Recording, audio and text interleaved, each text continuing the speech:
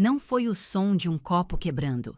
Foi um estalo seco e agudo que cortou a conversa festiva. Ali mesmo, na mesa da ceia de Natal da minha família, minha irmã, Isabela, tinha acabado de bater no meu filho, um bebê. O silêncio que se seguiu foi algo físico, um cobertor pesado que sufocou o ambiente. Meu olhar disparou para minha mãe, Helena, e depois para meu pai, Roberto. Esperei que um deles engolisse o ar, que avançasse, que segurasse o braço de Isabela. Esperei que protegessem o neto. Eles permaneceram perfeitamente imóveis. Seus garfos pairavam no ar, seus olhos fixos em mim. Eu reconheci aquele olhar. Era o mesmo que eles me lançaram durante toda a minha vida. Estavam esperando que eu desse um jeito na situação. Estavam esperando que eu pedisse desculpas pela bochecha avermelhada do meu filho, só para apaziguar as coisas. Por 32 anos eu teria feito isso. Teria engolido a seco a injustiça para restaurar o conforto deles. Mas não desta vez. Antes que eu pudesse me encolher, meu marido, Lucas, já estava de pé. Ele não levantou a voz, ele não bateu na mesa. Ele apenas fuzilou minha irmã com um olhar de puro gelo. "Vá embora", ele disse. E naquele único momento, o roteiro de 32 anos da minha vida finalmente pegou fogo. Antes de entrarmos no resto desta história, me faça um favor rapidinho. Aperte o botão de curtir, se inscreva no canal e me diga nos comentários de onde você está nos acompanhando. Não houve um momento específico em que eu possa apontar e dizer que foi ali que eu desapareci. Foi mais como um desvanecimento lento. Uma erosão gradual da minha presença, acontecendo em 1 milhão de pequenos cortes, até que eu era apenas um fantasma assombrando os corredores da minha própria casa. Na casa da minha infância, éramos 4, mas a força gravitacional sempre se concentrava em 3. Havia meu pai, Roberto, um homem que amava gestos grandiosos e opiniões barulhentas. Minha mãe, Helena, era linda e perpetuamente preocupada. Seu principal objetivo na vida parecia ser manter uma fachada impecável para o mundo ver. E então havia Isabela, minha irmã, 3 anos mais velha. Ela era o Sol e o resto de nós éramos apenas planetas em sua órbita. Se Isabela estava feliz, a casa se enchia de luz. Se Isabela estava chateada, toda a atividade cessava para cuidar de sua tristeza. Se ela estava com raiva, todos nós aprendíamos a pisar em ovos. Eu era apenas Júlia, a quietinha, a autossuficiente, aquela que nunca precisava de nada. Ainda consigo sentir o peso de uma terça-feira à noite em particular, quando eu tinha 8 anos. Mamãe tinha feito sua carne assada, aquela que deixava a casa inteira com cheiro de lar. Estávamos todos à mesa de jantar. Guardada em segurança no meu bolso estava minha prova de matemática, uma grande estrela dourada brilhando no topo. Foi minha primeira nota 10. Eu estava explodindo de orgulho, meus dedos traçando as bordas amassadas do papel, apenas esperando a pausa perfeita na conversa para apresentar minha conquista. Papai estava cortando a carne. Mamãe estava enchendo os copos de água. "Eu tenho algo para compartilhar", eu disse, mas minha voz era um fiozinho, facilmente perdida na confusão. Tentei de novo, um pouco mais alto. "Eu tenho uma novidade." Papai olhou para cima. "O que foi, Júlia? Pode me passar o molho?" Deslizei a molheira pela mesa. Eu tirei uma nota perfeita. Tirei 10 na minha prova de math. Foi quando o cotovelo de Isabela derrubou seu copo d'água. Uma enxurrada de água gelada caiu sobre a madeira polida, encharcando a toalha de renda e pingando no chão. "Ah, não!" Isabela gritou, caindo no choro como se fosse ensaiado. Não era um choro de angústia genuína. Era uma performance de pânico alto e teatral. Ela olhou para a mamãe, com os olhos arregalados. "Escorregou, eu não quis. Minha mão está estranha." O garfo da mamãe bateu no prato. Ela correu para o lado de Isabela. "Está tudo bem, querida. Está tudo bem. Deixe-me ver essa mão." Papai se levantou, seu rosto uma máscara de preocupação. "Não se preocupe, docinho. É só água. Vamos limpar tudo. Eles a cercaram. Mamãe limpava a mão não ferida de Isabela com um guardanapo. Papai a chamava de sua pobrezinha, inspecionando seus dedos em busca de ferimentos fantasmas. Eu fiquei sentada ali, a água gelada se infiltrando no meu jeans, uma mancha fria e úmida se espalhando na minha coxa. Ninguém notou. Ninguém me ofereceu um guardanapo. Observei pelo que pareceu uma eternidade, enquanto eles limpavam o derramado e acalmavam a histeria fabricada de Isabela. Quando finalmente voltaram para seus lugares, a carne assada estava fria. Bem, disse papai, soltando um suspiro pesado. Que susto! Você está se sentindo melhor agora, princesa? Isabela assentiu, soltando um último e delicado fungado. Seus olhos encontraram os meus por cima do copo d'água e ela me deu um sorrisinho vitorioso. Era uma mensagem secreta só para mim. Ela sabia que tinha vencido. Ela sempre vencia. Senti a prova de matemática no meu bolso. Lentamente, a amassei até virar uma bolinha dura e compacta. Nunca mais mencionei o assunto. Esse era o meu papel. Eu era a figurante. Eu era a plateia silenciosa na grande produção de Isabela. À medida que crescíamos, a dinâmica só se intensificou. Isabela aperfeiçoou a arte de usar suas emoções como arma para conseguir o que queria. Quando eu tinha 11 anos, levei um tombo feio de bicicleta, ralando o joelho no asfalto. O sangue escorria pela minha perna.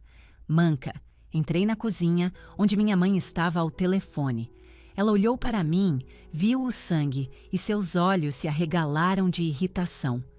Ela cobriu o receptor com a mão. Júlia, pelo amor de Deus, não suje o tapete novo. Ela sibilou. Vá para o banheiro de cima e pegue um band-aid. E fique quieta. Estou numa ligação muito importante. Subi as escadas sozinha. Limpei o ferimento fazendo uma careta quando o antisséptico ardeu. Apliquei o curativo sozinha. Algumas semanas depois, Isabela estava folheando uma revista e fez um corte de papel. Uma lasca quase invisível no dedo indicador. Ai! Ela gritou. Mãe! Pai! Estou sangrando! Papai veio correndo do escritório. Mamãe saiu correndo da lavanderia.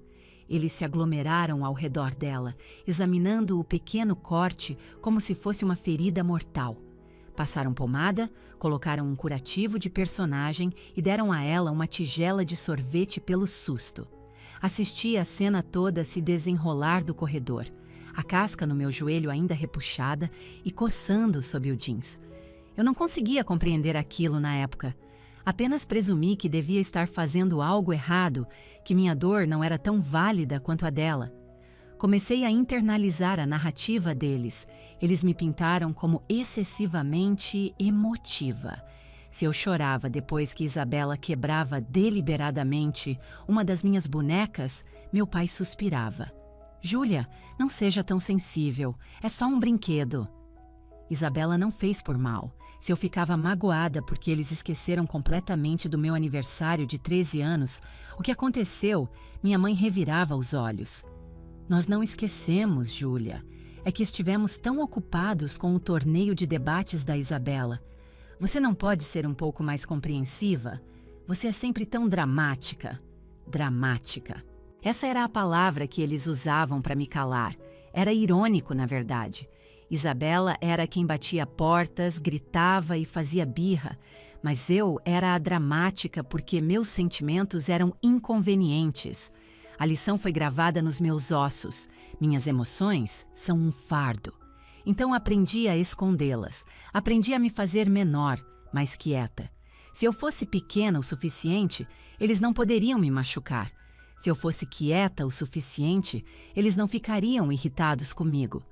Tornei-me um fantasma em minha própria casa, refugiando-me no meu quarto para viver em livros e desenhos, mundos onde eu era a protagonista, onde as pessoas ouviam quando eu falava. Mas no mundo real, lá embaixo, eu era apenas parte do cenário. Júlia, tire a mesa. Júlia, vá ajudar sua irmã com o trabalho de história dela. Júlia, tente parecer feliz. Vamos tirar uma foto de família. Eu era um adereço, ali para completar o retrato da família perfeita. uma mãe e um pai amorosos e suas 2 lindas filhas. Uma mentira perfeita.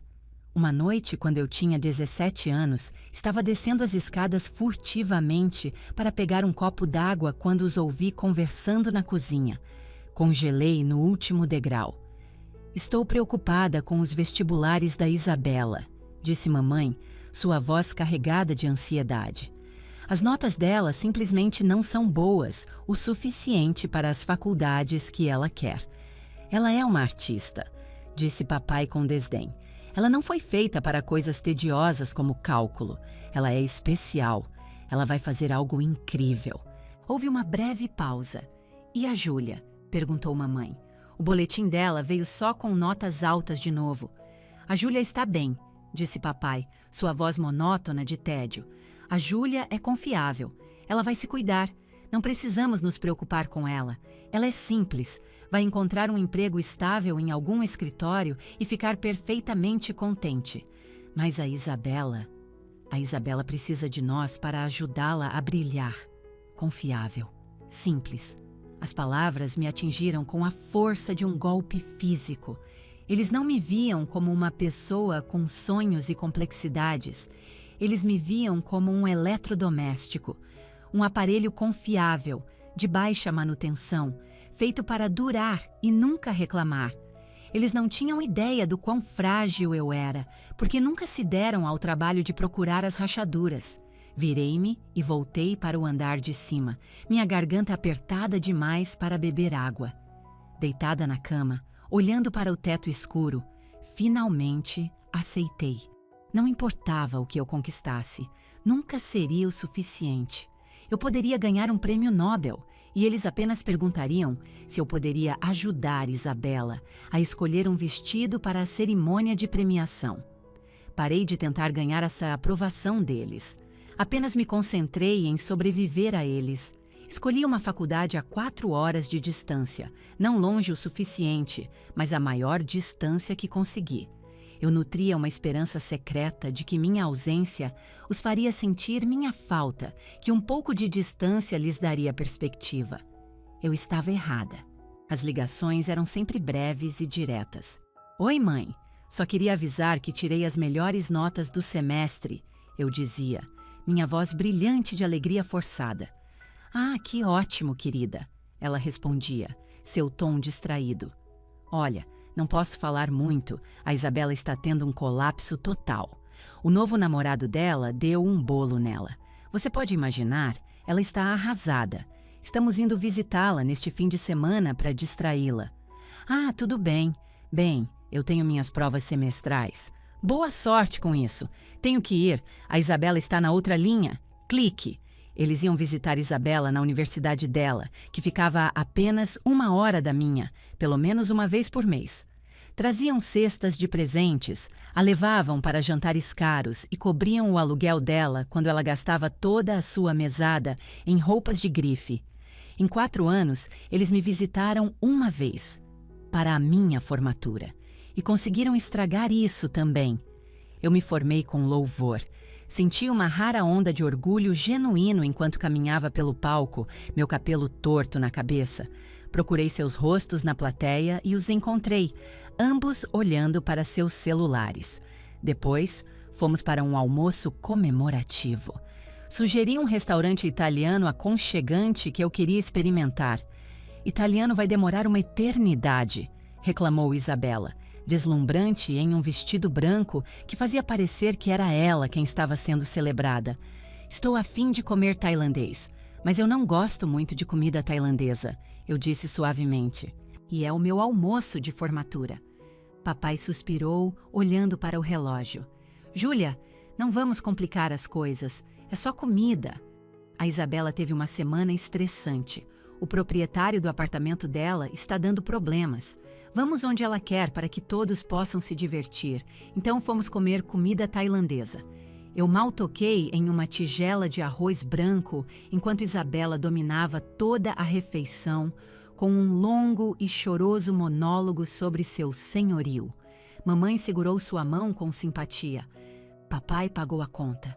Não houve brindes em minha homenagem. Ninguém perguntou sobre meu diploma ou meus planos para o futuro. Enquanto caminhávamos para o carro, papai disse: "Bem, foi um bom almoço.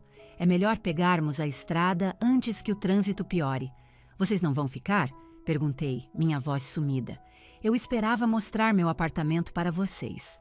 Mamãe estava ocupada checando seu reflexo no espelho lateral do carro. "Ah, querida, estamos exaustos. Foi um dia tão longo. Além disso, a Isabela precisa voltar para ver o gato dela." Eles entraram no carro e partiram. Fiquei sozinha no estacionamento, segurando meu diploma, e observei o carro deles desaparecer na rua. Percebi naquele momento que tinha duas escolhas. Podia deixar a amargura me consumir, ou podia simplesmente ficar anestesiada. Anestesiada era mais seguro. Anestesiada doía menos. Então, eu me encolhi. Aceitei que as coisas eram assim. Então eu conheci o Lucas. Lucas era diferente. Ele era quieto, mas não do jeito que eu era. Eu era quieta por medo. Ele era quieto por força. Ele não precisava ser barulhento para ser ouvido. Ele me enxergava. De verdade. Em nosso quarto encontro, contei a ele uma história sobre minha família, tentando enquadrá-la como uma anedota engraçada. Contei a ele sobre a vez em que eles esqueceram meu aniversário e apenas riram da situação. Eu esperava que ele risse junto. Ele não riu. Ele pousou o garfo e me olhou. Sua expressão séria. "Isso não é engraçado, Júlia," ele disse. "Isso é cruel." "Ah, não. Eles são assim mesmo," eu disse, correndo para defendê-los por hábito. "Eles não fazem por mal. É cruel," ele repetiu com firmeza. "Você merecia mais." Fiquei sem palavras. Ninguém nunca havia dito que eu merecia mais. Eu estava apavorada para apresentar Lucas à minha família. "Eles podem ser intensos," eu o avisei. "Apenas tente ignorar a Isabela se ela começar a fazer drama." Fomos jantar na casa dos meus pais. Isabela, claro, estava atrasada. Ela entrou sem pedir desculpas, jogando o casaco em uma cadeira. "Eu tive o pior dia de todos," ela anunciou, e começou uma saga de 20 minutos sobre um colega de trabalho que ela detestava. Meus pais se penduraram em cada palavra dela. Olhei para o Lucas. Ele estava calmamente comendo seu purê de batatas, apenas a observando. Finalmente, Isabela voltou sua atenção para ele. "Então, Lucas, a Júlia disse que você é engenheiro civil. Parece estável." Minha mãe soltou uma risada nervosa. "Isabela, seja legal." Mas seus olhos estavam sorrindo. "Eu gosto," disse Lucas calmamente. O interesse de Isabela evaporou. Enfim, então eu disse ao meu chefe. Mais tarde, quando estávamos saindo, meu pai me puxou de lado. "Ele é um pouco quieto, não é?" Ele sussurrou. "Não tem muito brilho, não como o novo namorado da Isabela. Aquele sim é uma figura." "Eu o amo," eu disse simplesmente. "Bem, desde que você esteja feliz," disse papai, mas seu tom implicava. "Desde que você esteja disposta a se contentar. Nós nos casamos 2 anos depois. Eu queria um casamento minúsculo, apenas nós e um punhado de amigos próximos." "Temos que ter um casamento de verdade, Júlia," insistiu minha mãe. "O que as pessoas vão pensar? Temos que convidar todos os parentes. E claro, a Isabela tem que ser sua madrinha de honra. Eu queria que minha melhor amiga da faculdade, Jéssica, fosse minha madrinha." "Você não pode fazer isso com sua irmã," disse mamãe, sua voz já tremendo. "Isso a despedaçaria. Ela sonha em fazer o discurso desde que vocês eram crianças. Então eu cedi. Eu me encolhi. Deixei Isabela ser a madrinha de honra. No dia do meu casamento, ela chegou 45 minutos atrasada à igreja, alegando uma emergência capilar. Ela praticamente dançou pelo corredor, acenando e piscando para os convidados. Na recepção, ela pegou o microfone para seu discurso. Ela parecia radiante, eu tinha que admitir. Ela sempre parecia. "Oi, pessoal. Eu sou a Isabela, a irmã mais velha," ela começou, para uma rodada de aplausos. "Sabe, enquanto crescíamos, eu sempre me preocupei tanto com a pequena Júlia. Ela era tão quietinha, tão... apagadinha. Eu me perguntava quem poderia amar alguém tão difícil de se aproximar. Um silêncio caiu sobre o salão. Senti meu sangue gelar. Mas então ela encontrou o Lucas. Isabela cantou, sorrindo brilhantemente. E o Lucas também é quieto. É simplesmente perfeito. 2 ratinhos quietinhos construindo seu ninho silencioso. Ela riu. Algumas pessoas se juntaram nervosamente. Ela ergueu a taça. Então, um brinde a Júlia. Espero que você finalmente aprenda a se divertir um pouco. Te amo, mana. Ela virou o champanhe. Meu rosto estava em chamas. Ela tinha acabado de insultar a mim e ao meu marido na frente de todos que conhecíamos. Olhei para meus pais. Eles estavam aplaudindo, radiantes de orgulho. Que discurso, Isabela! Gritou meu pai. Olhei para o Lucas. Ele não estava aplaudindo. Ele apertou minha mão com força por baixo da mesa. Ela está com ciúmes, ele sussurrou. Não, não está, sussurrei de volta, a velha programação entrando em ação. Ela é a estrela. Do que ela poderia ter ciúmes? Porque você é autêntica, ele disse. E ela é uma fraude. Eu não acreditei nele.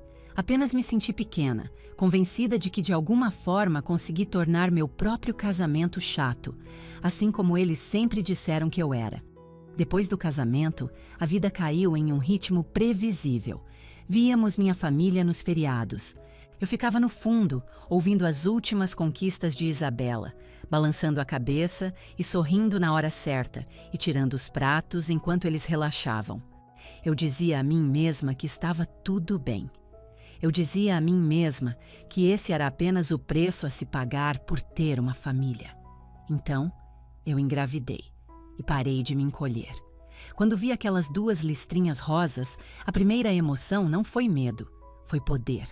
Pela primeira vez, meu corpo estava fazendo algo inegavelmente importante. Estava criando vida. Contei primeiro para o Lucas. Ele chorou. Ele me abraçou ali mesmo na nossa cozinha e nós balançamos juntos sem nenhuma música. Foi a alegria mais pura que eu já conheci. Mal podia esperar para contar aos meus pais. Isso, eu pensei, isso é a única coisa que finalmente os fará me enxergar. Um neto, o primeiro. Fomos para o jantar de domingo. Isabela estava lá, reclamando que seu novo carro esportivo não era do tom exato de prata que ela queria. Esperei que ela respirasse. Mãe, pai, eu disse. Lucas e eu temos uma notícia. Eles olharam para mim. Isabela bufou, irritada com a interrupção. Estou grávida, eu disse, um sorriso se espalhando pelo meu rosto. O queixo da minha mãe caiu. Meu pai ficou olhando. Mas antes que qualquer um pudesse formar uma palavra, Isabela caiu em soluços teatrais. Não, ela lamentou, enterrando o rosto nas mãos. Não, não, não. Mamãe se levantou de um salto e correu para o lado dela. Isabela, o que há de errado? O que foi, querida? Não é justo, Isabela gritou. Eu ia começar a tentar no ano que vem. Agora a Júlia está fazendo isso primeiro. Ela sempre tem que estragar tudo. Ela sabia o quanto eu queria ser a primeira a ter um bebê. Ela fez isso só para me magoar. Fiquei chocada. Olhei para o Lucas, cujo rosto era uma nuvem de tempestade. Isabela, querida, está tudo bem, disse papai, esfregando as costas dela. Você vai ter um bebê também. Um bebê muito melhor, tenho certeza. Shhh. Um bebê melhor. Ele realmente disse isso. A cabeça da minha mãe se virou para mim, sua expressão não de alegria, mas de raiva. Júlia, ela disse bruscamente, por que diabos você não nos contou isso em particular? Você sabe como sua irmã é sensível a essas coisas. Isso foi incrivelmente egoísta da sua parte. Egoísta. Eu estava grávida do primeiro neto deles, e eu era egoísta. Gaguejei. Eu não sabia. Eu só queria compartilhar nossa feliz notícia. Bem, agora não. Mamãe retrucou. Você não vê que ela está arrasada? Apenas, não fale sobre isso pelo resto da noite. Comemos o resto da refeição em um silêncio tenso e miserável, pontuado pelos fungados de Isabela. No caminho para casa, Lucas vibrava de raiva. Eu nunca mais volto lá, ele disse com a voz tensa. Eles são tóxicos, Júlia. Eles são minha família, eu disse, chorando silenciosamente. Eles a amam mais. Estou acostumada. Bem, eu não estou, ele disse ferozmente. E nosso filho não vai se acostumar com isso. Aquela frase ficou comigo. Nosso filho. A gravidez foi difícil. Tive enjoos matinais terríveis. Meus pais não ligaram para saber como eu estava. Eles ligaram para me informar que Isabela estava clinicamente deprimida por causa da minha gravidez e que eu provavelmente não deveria ir no feriado. Seria muito difícil para ela ver sua barriga, explicou mamãe. Você entende, não é? Você é a forte. Então, Lucas e eu passamos o feriado sozinhos. Foi quieto, foi pacífico e foi a primeira vez que entendi que a aprovação deles não valia o preço. Então, Léo nasceu. Após um trabalho de parto exaustivo de 30 horas, ele chegou com o rosto vermelho, gritando e perfeito. No momento em que vi seu rostinho, senti algo mudar profundamente dentro de mim. Foi como uma leoa adormecida, despertando de um longo sono. Eu vou te proteger, pensei, meu coração rugindo. Nunca deixarei ninguém te fazer sentir pequeno. Nunca deixarei ninguém te fazer sentir como uma segunda opção. Meus pais e Isabela visitaram no dia seguinte. Eu estava exausta, dolorida, mas flutuando em uma nuvem de amor, segurando Léo. Ah, ele é tão pequeno, disse Isabela, franzindo o nariz. A cabeça dele deveria ser tão pontuda.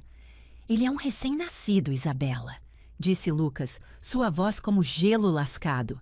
Deixe-me segurá-lo, disse mamãe, não pedindo, mas o tirando dos meus braços. Ela o examinou criticamente. Bem, ele certamente tem os olhos do Lucas. Não se parece muito com um de nós, não é? Ele é perfeito, eu disse, minha voz mais firme do que o normal. Isabela se sentou na beirada da minha cama de hospital e suspirou dramaticamente. Estou tão entediada. Podemos ir almoçar? Este lugar cheira a desinfetante. Vamos, concordou papai. A Júlia precisa descansar de qualquer maneira. Eles ficaram lá por um total de 10 minutos. Tiraram uma foto para as redes sociais. Mamãe segurando o bebê, Isabela posando ao lado dela. Eu não estava na foto. Então eles se foram. Ao saírem, ouvi Isabela dizer: só espero que meu bebê acabe sendo mais bonito. Olhei para o Lucas. Ele já estava segurando minha mão. Eles não vão machucá-lo. Sussurrei. Não, disse Lucas. Não vão. Nos primeiros meses eu tentei. Estabeleci limites. Disse a eles para ligarem antes de visitar. Disse a eles que Isabela não deveria fumar perto do bebê. Eles trataram minhas regras como uma piada. Ah, Júlia, não seja uma mãe tão superprotetora, dizia meu pai. Você é tão tensa. Mas eu não era tensa. Eu estava desperta. Eu via o comportamento deles com uma clareza dolorosa agora. Eles falavam por cima de mim, ignoravam o Lucas e olhavam para Léo com uma curiosidade distante, como se ele fosse um novo cachorrinho. E Isabela era uma ameaça. Ela ressentia Léo por roubar seu brilho. Sempre que visitávamos, se Léo começava a chorar, ela revirava os olhos. Você pode fazê-lo parar? Esse barulho é tão irritante. Ele é um bebê, Isabela, eu respondia. Ele é mimado, ela retrucava. Você o segura demais. Ela está certa, Júlia. Minha mãe intervinha. Você está mimando ele. Deixe-o chorar. Nós deixamos você chorar o tempo todo. E você cresceu bem. Mas eu não estava bem. Eu estava com medo. E então veio o Natal. O último fio que me prendia a eles finalmente se partiu. O caminho para a casa dos meus pais no dia de Natal foi pesado de apreensão. O céu era de um cinza plano e implacável. Lucas dirigia com o maxilar cerrado. No banco de trás, Léo, agora com 11 meses, cochilava em sua cadeirinha. Ele era o centro do meu universo, um menino borbulhante e sorridente que estava apenas começando a se levantar nos móveis. Você tem certeza absoluta sobre isso? Perguntou Lucas. É Natal, Lucas, eu disse. Minha voz oca. Temos que ir. Não, não temos. Ele contrapôs. Poderíamos dar meia volta agora, ir para casa e pedir uma pizza. Observei a paisagem desoladora de inverno passar. Se não formos, eles vão dizer que estou sendo dramática, que estou afastando o neto deles. Eu simplesmente não consigo enfrentar a culpa. Vamos apenas sobreviver a isso e ir embora. Ele suspirou. Ok, mas no segundo em que eles começarem, uma palavra errada, e nós vamos embora. Ok, prometi, sem ter ideia de quão cedo esse momento chegaria. Chegamos a uma cena de cartão postal. A casa cheirava a pinho e especiarias de forno. Mamãe estava atarefada na cozinha. Papai estava perto da lareira e Isabela estava esparramada no sofá em um vestido de seda verde esmeralda de aparência cara. Vocês estão atrasados, disse ela como cumprimento. Estou morrendo de fome. Estamos na hora certa, eu disse, segurando Léo. Ele estava com um suéter pequeno com um urso de desenho animado. Tentei manter minha voz leve. Diga oi pra vovó. Mamãe olhou por cima do ombro, do fogão. Olá. Certifique-se de que ele não toque em nada na árvore. Aqueles enfeites são de cristal alemão antigo. Não. Olá, meu netinho querido. Não deixe-me dar um abraço nele. Apenas um aviso sobre suas posses. Coloquei Léo em sua cadeirinha portátil. O jantar foi servido. A comida estava deliciosa, mas tudo tinha gosto de papelão na minha boca. A conversa, previsivelmente, era o show da Isabela.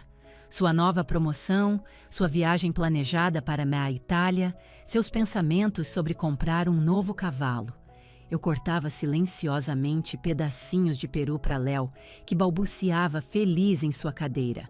Bah, bah, bah, ele gorjeou. Isabela fez uma careta. Ele tem que fazer esse barulho. É tão alto. Ele está apenas conversando, eu disse. Ele é um bebê feliz. É distrativo, disse ela. Não consigo nem pensar. Então talvez você devesse parar de falar por 1 minuto. Lucas murmurou baixinho. A mesa ficou em silêncio. Meu pai largou o garfo. Lucas, não há motivo para esse tipo de atitude. Ela está sendo rude com um bebê de 11 meses. Lucas respondeu. Ela é apenas sensível ao barulho. Mamãe interveio. A Isabela sempre teve uma audição muito sensível. Júlia, talvez você pudesse levá-lo para a sala de estar por alguns minutos até ele se acalmar? E ele está quieto, eu disse, meu coração começando a bater forte. Ele está apenas jantando com a família. Isabela revirou os olhos e pegou o vinho. E foi aí que aconteceu. Léo estava agitando seu copinho de plástico, animado com as luzes e a conversa. Ele balançou o braço e o copo escorregou de sua mão. Voou pelo ar e atingiu Isabela no ombro. Era um copo de plástico leve. Uma única gota d'água pousou em seu vestido de seda. Foi um acidente completo. Um bebê sendo um bebê. Mas Isabela reagiu como se tivesse sido esfaqueada. Seu monstrinho! Ela gritou, pulando de pé. A cadeira arrastou violentamente contra o piso de madeira. Seu rosto estava contorcido com uma raiva que era terrivelmente desproporcional ao evento. Ela se virou para Léo e ela bateu. Estalo. Ela deu um tapa nele. Ela deu um tapa no meu filho de 11 meses no rosto. Não foi um tapinha. Foi um tapa de mão aberta, com força total. A cabeça de Léo virou para o lado. Por um segundo horrível, houve silêncio absoluto. Então veio um grito agudo e agonizante que estilhaçou o mundo inteiro. Meu cérebro entrou em curto-circuito. Minha irmã deu um tapa no meu bebê. Olhei para meus pais.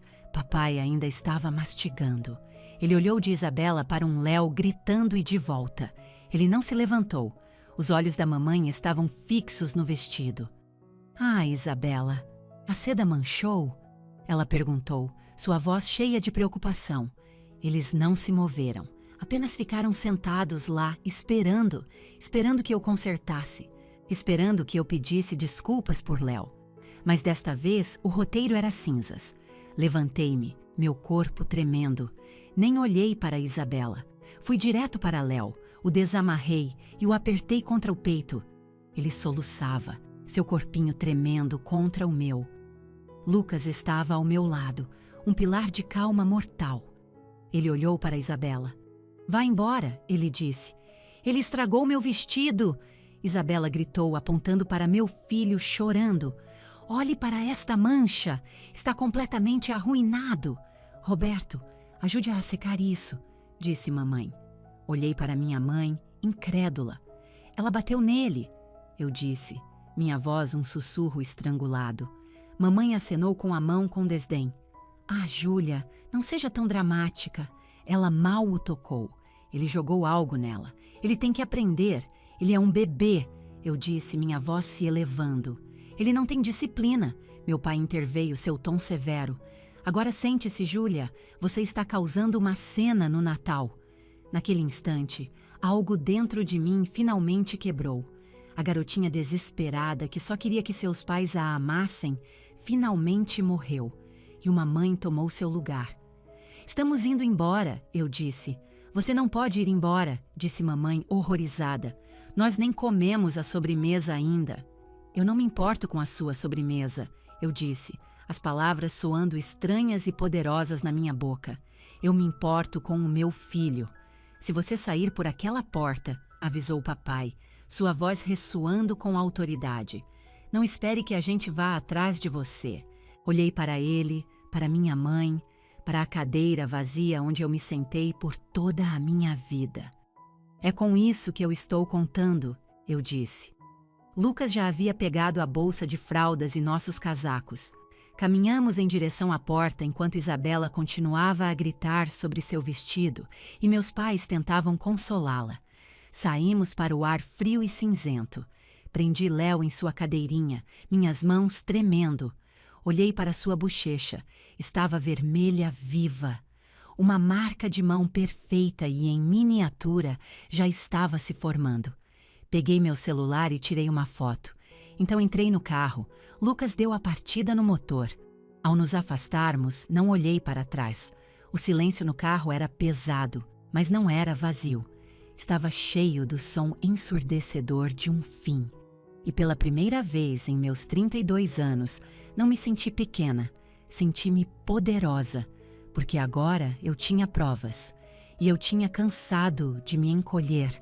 A viagem de volta da casa dos meus pais pareceu uma vida inteira. Normalmente, depois de qualquer evento familiar, eu estaria chorando no banco do passageiro, dissecando cada palavra sem parar, perguntando a Lucas se eu era muito sensível, se eu havia exagerado. Mas desta vez, meus olhos estavam secos. Ardiam, mas não havia lágrimas. Eu apenas fiquei sentada, observando as linhas brancas da rodovia aparecerem e desaparecerem. No banco de trás, os choros de Léo haviam se transformado em gemidos exaustos e ele finalmente adormeceu. A cada poucos minutos, eu esticava o braço para trás para tocar sua perninha, apenas para me certificar de que ele estava lá, que estava seguro. "Você está bem?" Lucas perguntou, sua voz baixa. Seus nós dos dedos estavam brancos no volante. "Eu não sei", eu disse honestamente. "Não me sinto triste." "Bom", ele disse, "você não deveria. Deveria estar furiosa." "Também não sinto isso", confessei, olhando para minhas mãos firmes. "Só me sinto fria, como se eu estivesse dormindo por muito tempo e tivesse acabado de acordar." Quando entramos em nossa garagem, nossa pequena casa parecia um santuário. Lá dentro, levei Léo direto para o seu quarto. Deitei-o suavemente no trocador, sob a luz suave de sua luz noturna. "Preciso do kit de primeiros socorros", disse a Lucas. Ele o trouxe sem dizer uma palavra. Examinei o rosto de Léo. A marca era inegável. Uma marca de mão vermelha, fraca, mais clara, estava estampada em sua bochecha macia. Meu coração parou. Ela bateu nele, sussurrei, a realidade me atingindo. Ela realmente bateu nele. "Eu vi, Júlia", disse Lucas. Ele estava parado na porta, um guardião silencioso. "Eu vi tudo, e vi seus pais assistirem e não fazerem nada." Peguei meu celular novamente. A antiga Júlia teria ficado aterrorizada de fazer isso, paralisada pela regra familiar não dita. Não documentamos as coisas feias, mas a antiga Júlia se foi. Liguei o flash. Clique, clique, clique. Tirei fotos de todos os ângulos possíveis, capturando a vermelhidão, o leve inchaço e o relógio na parede mostrando a hora. "O que você está fazendo?" Lucas perguntou gentilmente. "Evidência", eu disse. A palavra soou fria e afiada no quarto silencioso. Bom, foi tudo o que ele disse. Passei um pouco de creme calmante na bochecha de Léo, beijei sua testa e o coloquei em seu berço. Por um longo tempo, fiquei ali, observando o suave subir e descer de seu peito. Então caminhei até a cozinha, sentei-me à mesa e abri meu laptop. Meu celular não parava de vibrar desde que saímos. Uma enxurrada de mensagens e chamadas perdidas da mamãe, do papai e da Isabela. Ignorei todas, virando o celular para baixo. Abri um novo documento e comecei a digitar. Relatório de incidente. 25 de dezembro. Local: residência de Roberto e Helena Vargas. Hora: aproximadamente 14h15. Meus dedos voaram pelo teclado. Escrevi cada detalhe, atendo-me aos fatos frios e concretos. Isabela Vargas ficou agitada depois que Léo Kelly, 11 meses, acidentalmente derrubou um copo de plástico. Isabela Vargas agrediu Léo Kelly no lado esquerdo do rosto com a mão aberta. Helena e Roberto Vargas testemunharam a agressão e não intervieram nem ofereceram ajuda. Isabela Vargas expressou preocupação apenas com seu vestido. Enquanto eu digitava, uma enxurrada de outras memórias se abriu. A vez que Isabela me empurrou escada abaixo quando eu tinha 12 anos, resultando em um pulso quebrado que ela alegou ter sido um acidente. A vez que ela roubou minha identidade na faculdade para abrir um cartão de crédito que meus pais pagaram e me disseram para ficar quieta para proteger o futuro dela. Eu não tinha prova de nada disso, mas desta vez era diferente. Enviei as fotos do meu celular. Ver a marca vermelha de raiva no rosto do meu filho na tela grande me deixou enjoada. Salvei o documento e as fotos em uma pasta que nomeei Léo. Evidência. Então, abri meu e-mail. Eu tinha uma amiga da faculdade, Olivia, que agora era advogada de direito de família. Não éramos próximas, mas eu sabia que ela era brilhante e durona. Digitei o nome dela na barra de endereço. Assunto: aconselhamento jurídico, agressão a menor. Oi, Olivia. Espero que você esteja tendo um bom feriado. Estou escrevendo porque algo aconteceu hoje.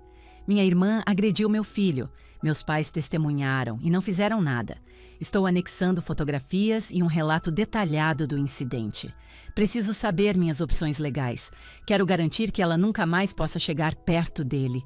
Por favor, me avise se puder ajudar. Atenciosamente, Júlia. Meu dedo pairou sobre o botão enviar. Era isso. O ponto sem volta.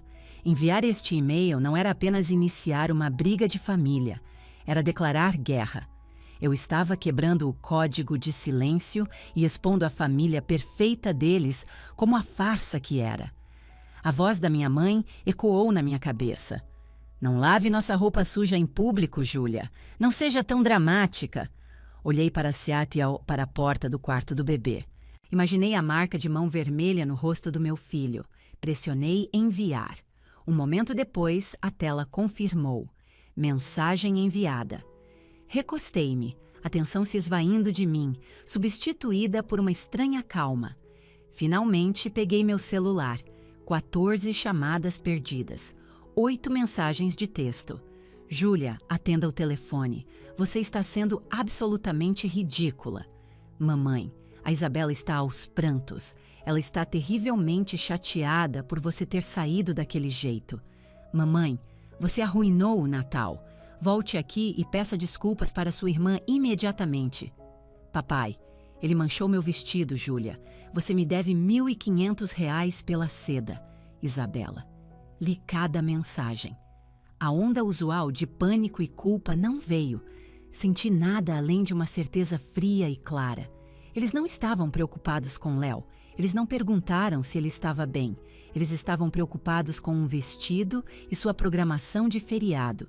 Tirei print de cada mensagem e as adicionei à pasta de evidências. Documentação, disse em voz alta para a cozinha vazia. Lucas entrou e colocou uma caneca de chá na minha frente. Você fez isso? Ele perguntou. Sim, eu disse. Enviei um e-mail para Célia Olivia. Ele assentiu, puxando uma cadeira ao meu lado. Estou orgulhoso de você, ele disse pegando minha mão. Eles vão me odiar, Lucas, sussurrei. Eles vão dizer a todos que sou louca, que sou a vilã. Deixe que digam, ele disse. Nós temos a verdade. Tomei um gole de chá. Eu nunca mais vou voltar, nem para aquela mesa, nem para aquele papel. Cansei de ser a quietinha. Eu sei, ele disse. Ficamos sentados ali na escuridão crescente, enquanto uma neve suave começava a cair lá fora. Foi o primeiro Natal verdadeiramente pacífico de que me lembro. 2 dias do meu silêncio os levaram a um frenesi. Eu sempre fui a primeira a ceder, a ligar e implorar por perdão. Minha recusa em me envolver era uma linguagem que eles não entendiam. No 3º dia, o carro da minha mãe cantou pneu na minha garagem. Eu a vi marchar pelo caminho, o casaco desabotoado, o cabelo uma bagunça. Ela esmurrou a porta. Léo, que estava brincando no chão, pulou com o barulho. Lucas o pegou silenciosamente e o levou para o quintal, como havíamos planejado. Ninguém veria Léo até que eu dissesse. Abri a porta. Finalmente, disse ela, passando por mim. Por que você não tem atendido o telefone? Ficamos doentes de preocupação. Preocupada com o quê, mãe? Perguntei, mantendo a mão na maçaneta. Com a Isabela, é claro. Ela está um caco, Júlia. Não come há 2 dias. Ela se sente péssima. Ela se sente péssima, repeti, sem expressão. Meu filho tem um hematoma no rosto. Ah, pare com isso, ela retrucou. Foi um reflexo. Você sabe como a Isabela é. Ela se assustou. Ela não quis. Ela bateu nele, mãe. Ela estava chateada, gritou mamãe. Ela está sob muita pressão. E o bebê estava gritando e o vestido dela... Foi um momento ruim. Mas você, saindo daquele jeito, fazendo uma cena, isso foi calculado. Isso foi cruel. Eu apenas a olhei, realmente a olhei, e vi o desespero em seus olhos. Ela não estava me protegendo. Ela nem estava protegendo Isabela. Ela estava protegendo a fachada. Ela precisava que tudo voltasse ao normal. Eu quero que você venha para casa hoje à noite, ela disse. Seu pai quer ter uma reunião de família. Precisamos limpar o ar. Eu não vou levar o Léo, eu disse. Tudo bem, ela bufou. Deixe-o com o Lucas. Nós só precisamos consertar isso. Eu sabia que tinha que ir. Não podia simplesmente ignorá-los. Tinha que olhá-los nos olhos e dizer que a pessoa que eles pensavam que eu era não existia mais. Ok, eu disse. 7 horas. Às 18h30, vesti um suéter preto liso e jeans. Peguei as fotos impressas da bochecha de Léo, o relatório de incidente digitado, os prints das mensagens de texto deles e uma carta de Olivia delineando as definições legais de agressão e lesão corporal, e coloquei tudo em uma pasta parda. Eu vou com você, disse Lucas. Eu dirijo. Você não vai entrar lá sozinha. Quando entramos na casa dos meus pais, o ar estava denso de tensão. Papai estava em sua poltrona, Isabela estava enrolada no sofá sob um cobertor e mamãe andava de um lado para o outro. Assim que me viu, Isabela soltou um soluço alto e teatral. Ela está aqui, ela lamentou.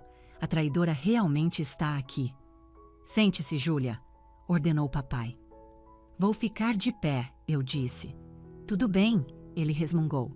Olha, todos nós sabemos que as coisas esquentaram um pouco. A Isabela está arrependida do que aconteceu. Eu só quero minha irmã de volta, choramingou Isabela, seus olhos se enchendo de lágrimas. Por que você me odeia tanto, Júlia? Por que você está sempre tentando arruinar minha vida? Eu não fiz nada, Isabela. Eu disse calmamente. Você bateu no meu filho. Foi um acidente. Ela gritou, o ato de vítima desaparecendo em um flash de raiva. Ele jogou o copo em mim. Foi legítima defesa. Legítima defesa. A voz de Lucas interveio. Ele é um bebê de 11 meses. Ele é um pirralho. cuspiu Isabela, igual ao pai dele. Isabela, advertiu mamãe. Júlia, olhe, sua irmã está disposta a te perdoar por sua explosão.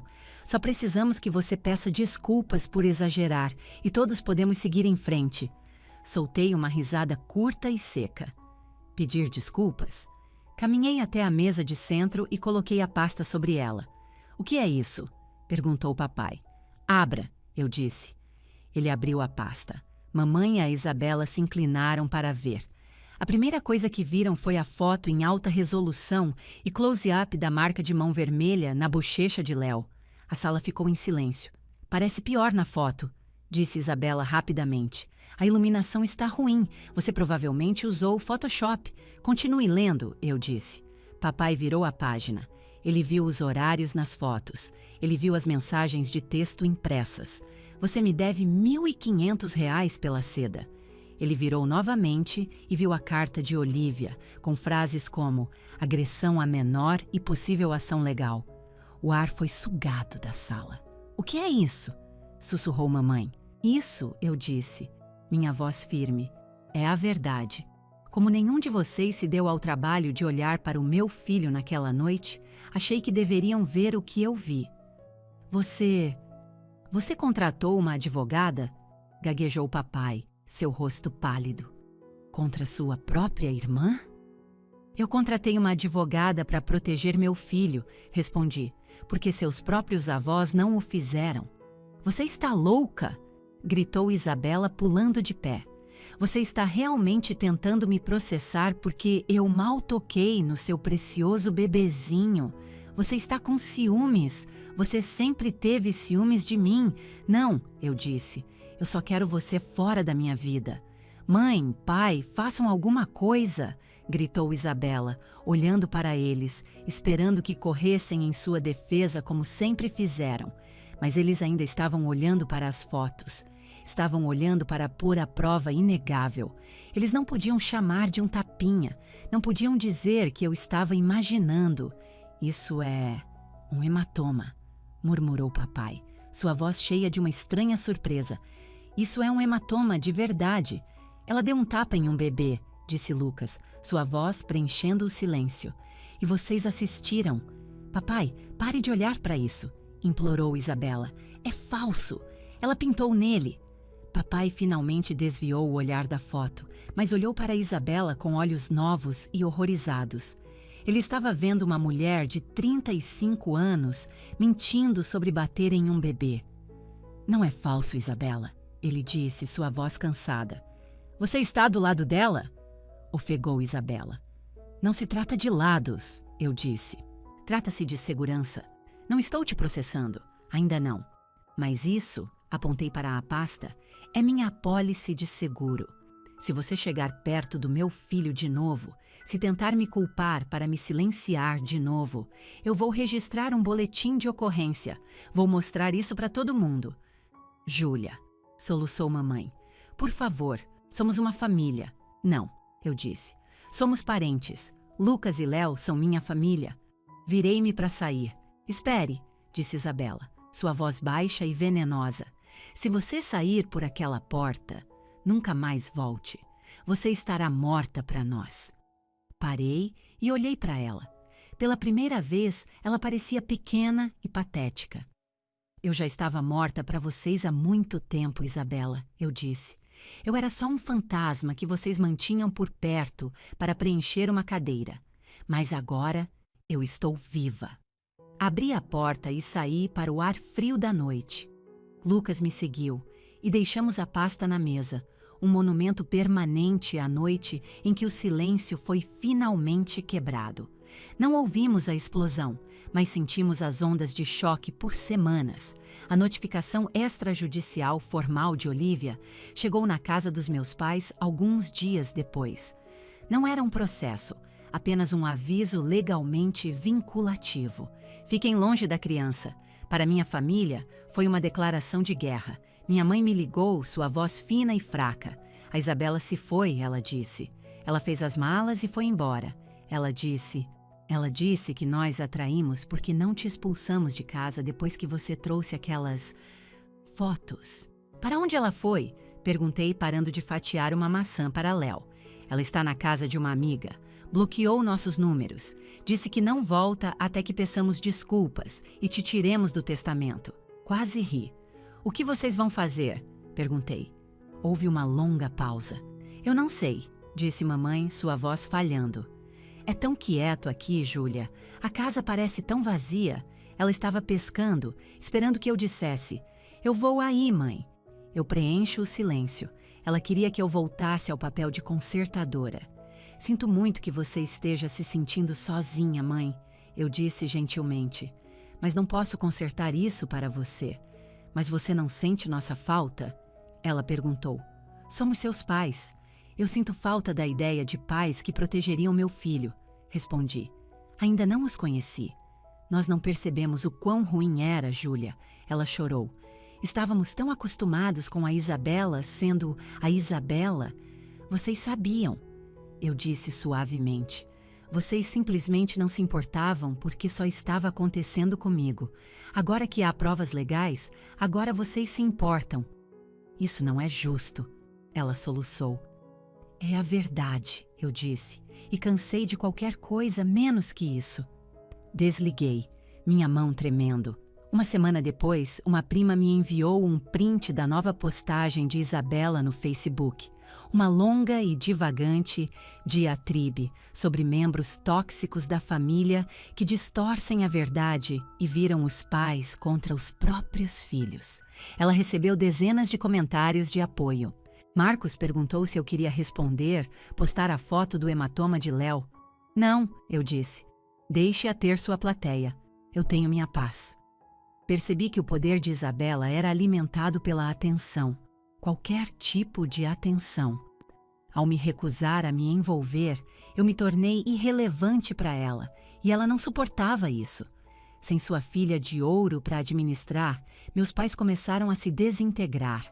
Papai ligou para o Lucas. Eu sei que errei, ele disse, sua voz embargada. Eu vi o hematoma. Eu deveria ter feito alguma coisa. Sim. Deveria, disse Lucas friamente. Eu quero consertar isso. Quero ver meu neto. Lucas olhou para mim. Balancei a cabeça. Ainda não. Precisamos de tempo, Roberto, disse Lucas. Você não pode consertar 32 anos disso com uma ligação. Se e quando a Júlia estiver pronta, ela entrará em contato. Ok, disse papai, sua voz soando pequena e velha.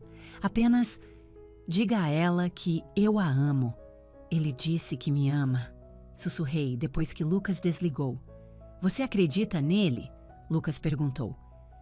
Acho que ele ama a ideia de mim, eu disse, mas ele tem muito trabalho a fazer antes que possa realmente me conhecer.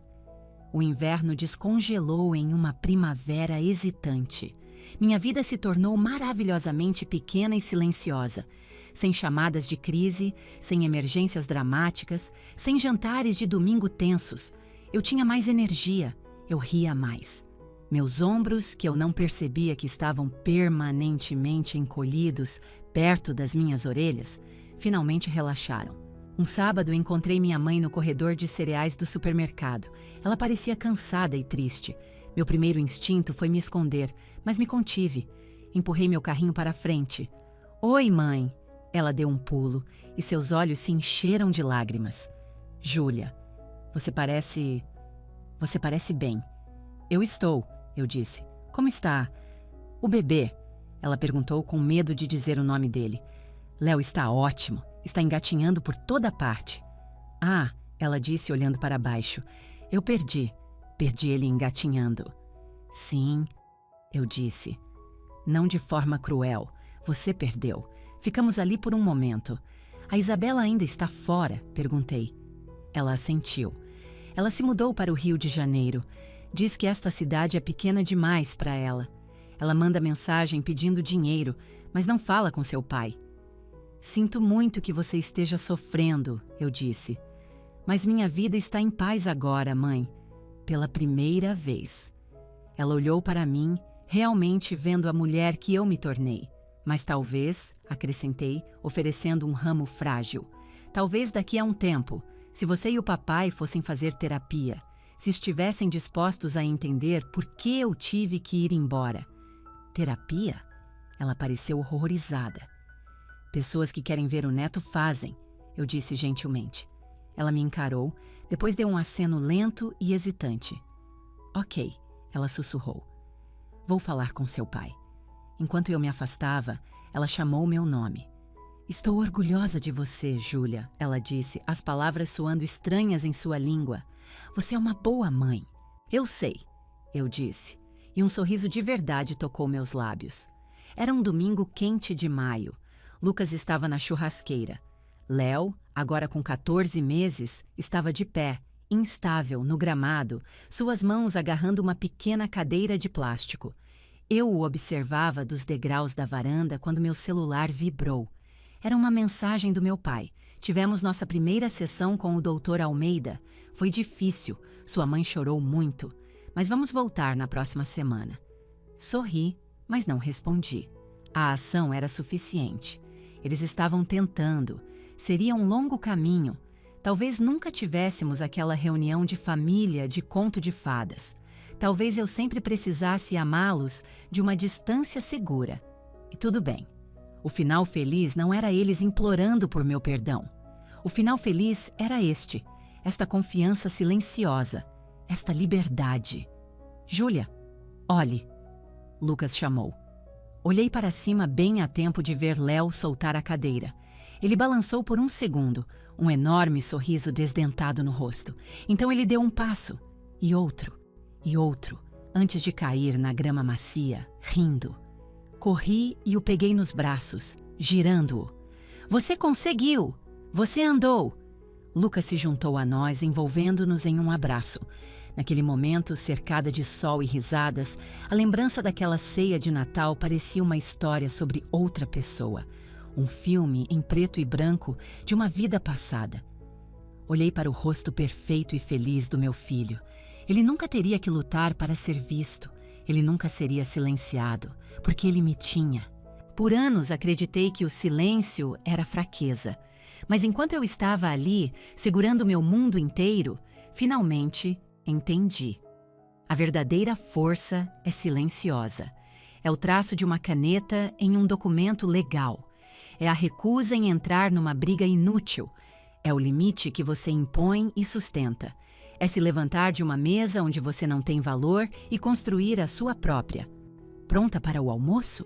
Lucas perguntou, sorrindo para mim. Sim, eu disse. Estou pronta. Sentamo-nos em nossa pequena mesa de piquenique, apenas nós três. Todos os lugares estavam ocupados e era mais do que suficiente. Fim da história.